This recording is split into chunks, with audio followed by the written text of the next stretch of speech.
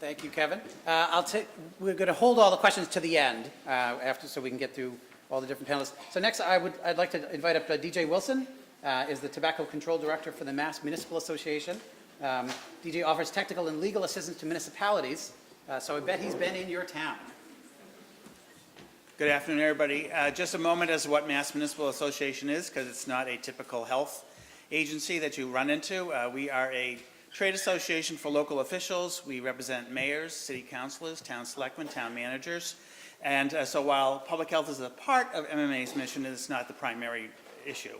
But what is good is that at the start of the tobacco control program at the state level, it was decided way back then to work at the local level, knowing that, and there's a quote that I'll paraphrase, that Congress is owned by the tobacco industry does really well in state houses, and they almost always lose at the local level, which is true.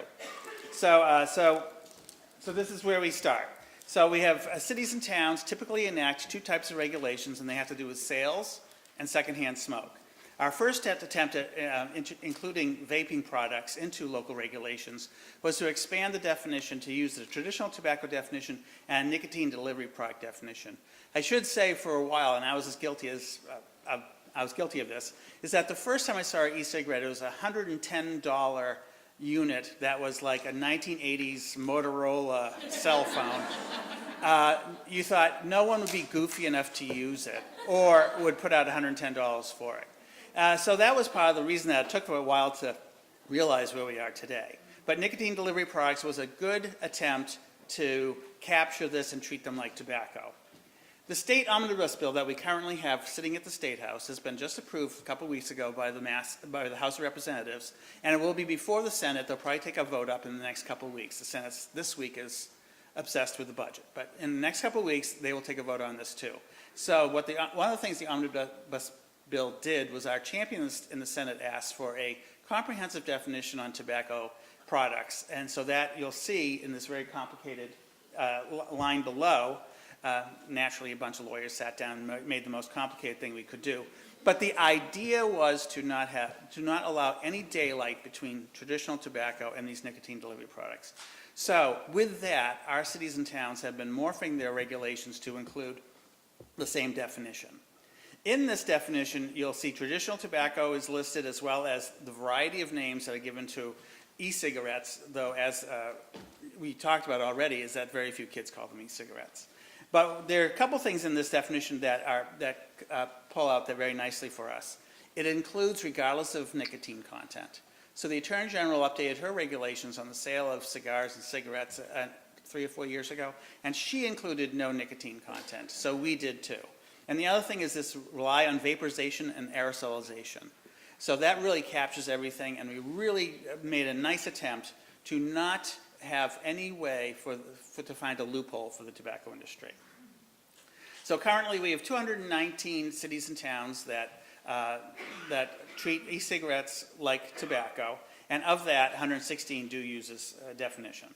We do get pushback on the no nicotine part from the industry. They say, but we have these products that say no nicotine. Just because they say it doesn't mean it. They are not regulated, so no one is really sure what's in there. And there was a small study done a couple years ago that indicated that a lot of the no nicotine products, in fact, had at least trace amounts of nicotine in them.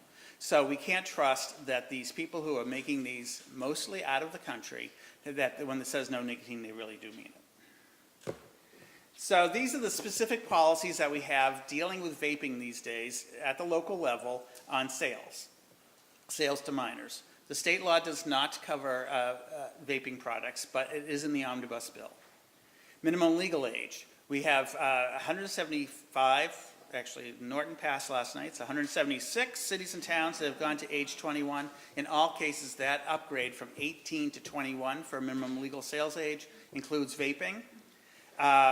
Pharmacies, the prohibition for tobacco sales at pharmacies. Boston was the first to do it. At the time, e-cigarettes was not that popular, so it wasn't included in Boston's originally. But we do have most cities and towns who have put this in place, 165, do include vaping products. And as we also know, CVS and Target have made corporate policies to not sell either traditional tobacco or vaping products. Required signage, the state now has morphed their required sign that's required by state law for retailers to hang to include vaping. Permit capping, so unlike liquor, there's a formula for cities and towns to use as the most amount of liquor stores that they can have in a city or town. There's no such thing for tobacco sales permits. Basically, you fill out the application, and if you can drag your body into town or city hall and produce a check or some money, you'll get a permit.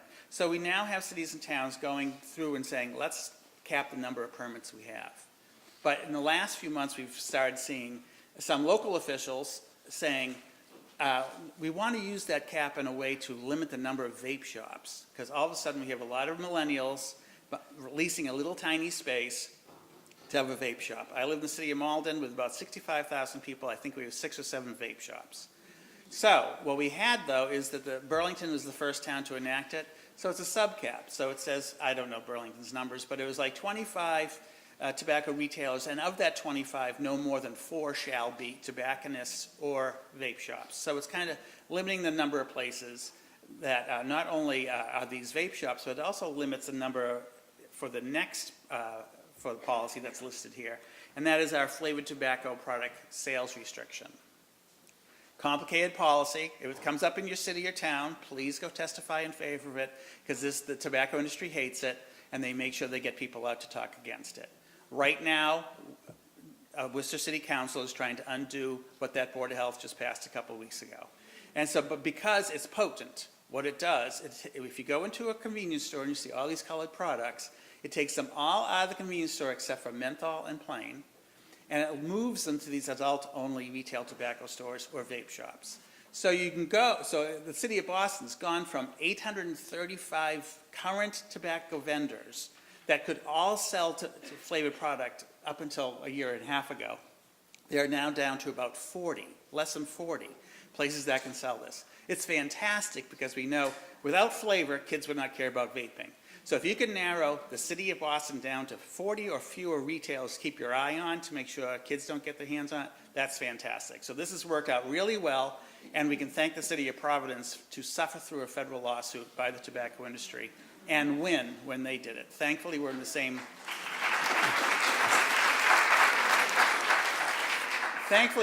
federal court district as the state of Rhode Island, so legally it's very legal for us to pass it, but we always have we do have retailers fighting about the enforcement, notably Cumberland Farms as of late. Minimum pricing and excise taxes. Cities and towns in Massachusetts are very limited as to what kind of taxation they can do. At this point in time, there's no local tax on vaping, and there's no state tax other than the sales tax. So one of the problems that we're running into recently, and this is if anybody's never seen an e-cigarette, I have the history of them in this bag. So Blue, which was on one of Kevin's slides, looked like a traditional e-cigarette. They've decided to come out with something that looks much similar to a Juul. And this is the starter kit. Comes with the device, a charger, and one pod. And I got this at a Burlington convenience store for $1. They told the owner tipped his hat to the town that they go for $20, but if they sell them for $1, the distributor will pay them back $19. So yes, so this is a real problem for us because we've done such a fantastic job of moving cigarettes at $3.51 a pack for the Massachusetts tax. A pack of Marlboros is typically about $10. Downtown Waltham, probably close to $10. But obviously $1 is a big problem for us. They are actually owned by R.J. Reynolds. And so the one thing that was interesting is I went back to the convenience store after the Burlington Health Department told me about it, and I wanted to buy 3. They would only let me buy 1, and they had taken down the sign that was $1. So they must have felt some heat or gotten nervous that the town was caring about this. But our Fall River Tobacco Control Program was asked by the Walgreens corporate legal department if it was okay to sell them for $1. And we have no recourse.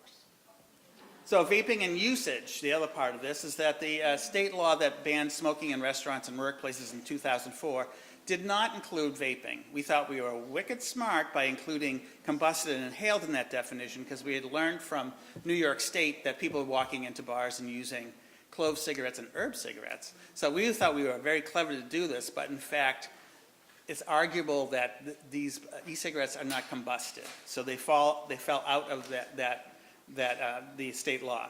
But 134 cities and towns have put into their secondhand smoke regulation, and wherever this regulation in the state law makes it smoke-free, so do we.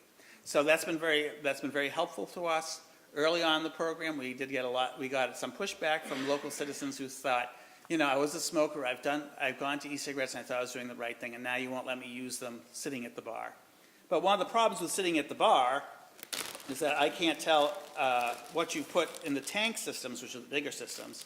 You know, these are e-cigarette juices that you buy online. I don't know what's in them. They could be any dangerous component in them, or whatever you figured out to boil on your stovetop at home and put into an e-cigarette, and you're sitting next to me at the 99, I can't be sure of that. So we have 134 cities that have done this. This is also in the omnibus bill.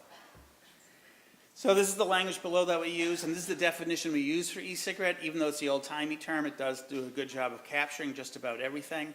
One thing I talked about last night at it was a high school situation, but about schools. Most of our schools have expanded their no smoking rules to include e-cigarettes, but last night, this was the town of Hopkinton. The policeman who serves the high school had brought 40 confiscated products, and almost all of them are Juuls. And then lastly, public housing. We have a number of local public housing authorities that are going smoke-free, which is fantastic, and they've been going back, and some include vaping as well. So it's been a harder leap for them to go to that vaping problem, because they're getting much more. Traditionally, their complaints have been about actual cigarettes, and then of course, you know, units blowing up because the person's on oxygen, falls asleep on their couch, that kind of thing. So, but public housing is making a move to doing this as well. That was the end. I'm getting my two slideshows mixed up from last night to tonight. If I give you one homework assignment, if you don't work in this field and you don't typically go into convenience stores, please do so. How many have been in a convenience store in the last month? Oh, a fair amount. For those of you that haven't, go into one, pick a non-chain, an independent, and really spend your time behind the counter and looking to see what they've got, because your kids know exactly what is behind that counter, even if you don't. Take your time. If they are a little upset that you're asking them too many questions, this is a store in your community, and you should care what they are selling behind the counter. That's it.